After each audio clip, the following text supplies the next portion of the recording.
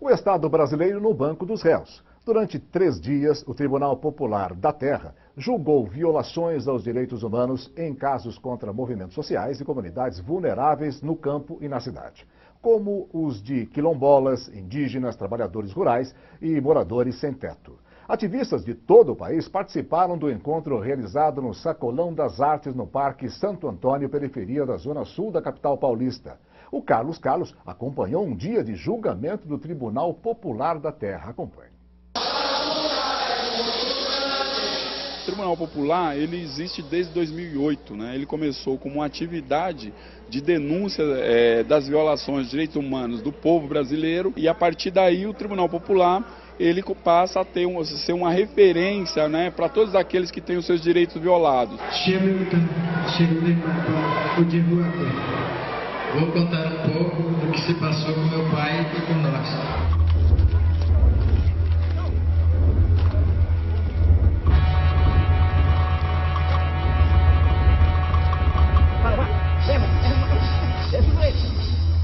Eles levando o corpo, colocando numa caminhonete.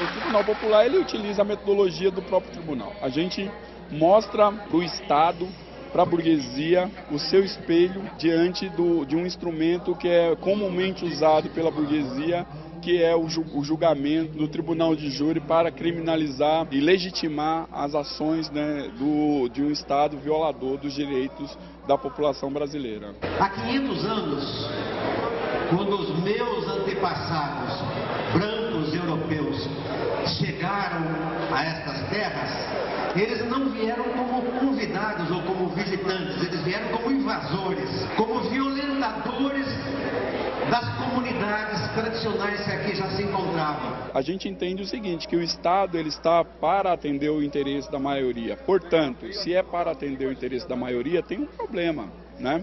Porque não é a maioria que se expressa nos tribunais. 97% de juízes do Brasil é composto por quadros da burguesia. Então não tem povo. Quem é legítimo, então, para julgar o que tem acontecido no Brasil? Portanto, esse tribunal ele pode não ser legal, mas ele é moral.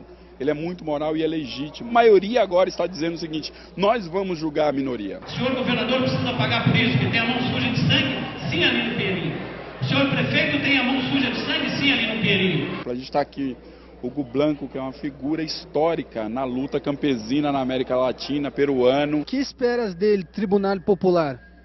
Bom, eu creio que é um grande passo adiante para afrontar o roubo que está havendo da terra e ultimamente da água, inclusive, ao campesino pobre da América Latina. Ao campesinado pobre da América Latina. Qual é a situação atual de seu pueblo mapuche com a terra? É muito lamentável devido aos recursos naturais estarem todos vendidos aos estrangeiros, transnacionais e multinacionais. Há muito latifúndio e o contato direto que tem o Mapuche com a terra é essencial para seguir vivendo e existindo como povo e como nação. O tribunal pretende fazer outras sessões sim, pretende discutir a saúde, pretende discutir a educação, pretende discutir a comunicação, pretende discutir os crimes da ditadura. Então, o tribunal é um espaço permanente que você discute todos os problemas que estão colocados para a sociedade brasileira.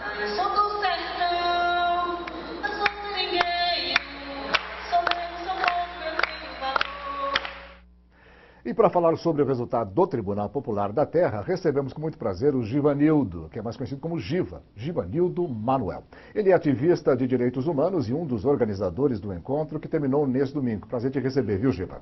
Prazer é meu estar aqui novamente, Ribeiro. Com certeza, todo nosso. Giva, nos 3 dias do Tribunal Popular da Terra, quais os casos que foram julgados? Os casos que foram julgados foram o caso que aconteceu aqui no interior de São Paulo, na cidade de Iaras, contra a ação que o Poder Judiciário e o Estado de São Paulo fez contra o Sem Terras, né, no caso Cutrale.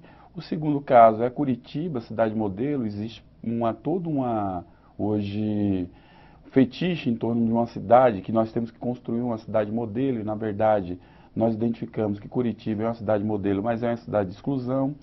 Fizemos a discussão sobre Belo Monte, né, e os impactos que tem nas comunidades daquela região.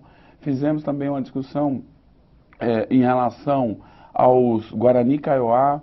Discutimos também o caso de Pinheirinhos, né, e discutimos também as emoções que têm acontecido no país em decorrência das obras da Copa do Mundo, né.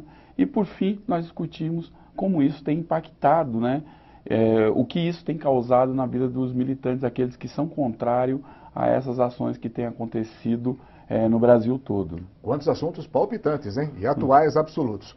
Nesses 3 dias de julgamento, qual o veredito mais importante?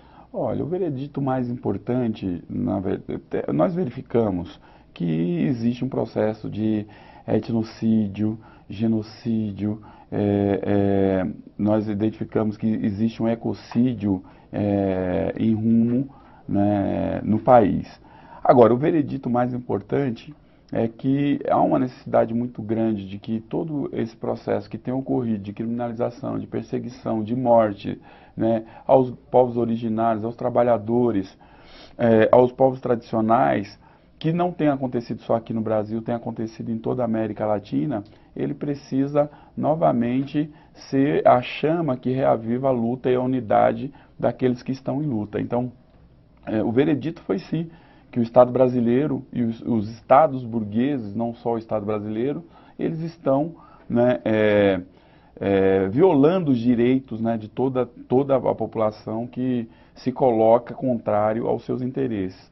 Mas que nós temos hoje a necessidade muito grande de nos unirmos, né? Então, por exemplo, uma das questões mais importantes que nós acompanhamos, e foi exatamente no último dia, o Hugo Blanco, que é uma referência nas lutas na América Latina, se propôs a fazer tribunal popular ajudar a articular o tribunal popular em toda a América Latina. Isso é fantástico, que é novamente o povo ir para a rua e dizer, né, como é que a sua vida quer que sua vida seja conduzida, ou seja, a autodeterminação dos povos, né, é que ficou muito em evidência nesse processo de julgamento nesses 3 dias. Vou te fazer uma pergunta, a gente só tem 30 segundos, gostaria que você fosse sintético, por favor. Esse tipo de julgamento, esse tipo de procedimento, decisões, isso vai influenciar de alguma forma a Rio+20? Sim, vai influenciar, porque nós verificamos que o Rio+20 ele é muito importante para o próximo período, e nós temos algumas demandas que encaminharemos e que discutiremos com outros grupos na Rio+20. Novo Código Florestal, PEC 215, são 2 discussões que são fundamentais. Nós precisamos fazer um emparedamento contra o processo que tem acontecido em curso contra os povos originários, por exemplo, os Guarani Kaiowá, foi a sessão que mais emocionou a todos, pela sua situação que é dramática, né? Nós não queremos que continue acontecendo isso contra os Guarani Kaiowá, e nós não queremos que outros povos venham a sofrer a mesma dramática situação que os Guarani Kaiowá estão sofrendo. Então nós vamos para a ECO, para o Rio+20, com a disposição de debater e criar uma frente contra a PEC 215 principalmente,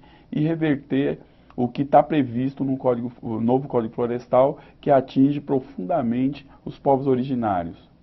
O Tribunal Popular tem espaço aqui na TVT, você tem espaço, e cada vez que acontecer uma reunião, por favor, vote, nos dê informação, que é muito importante para todos nós. Muito obrigado, uma boa noite para você. Muito obrigado, Ribeiro. Eu que agradeço.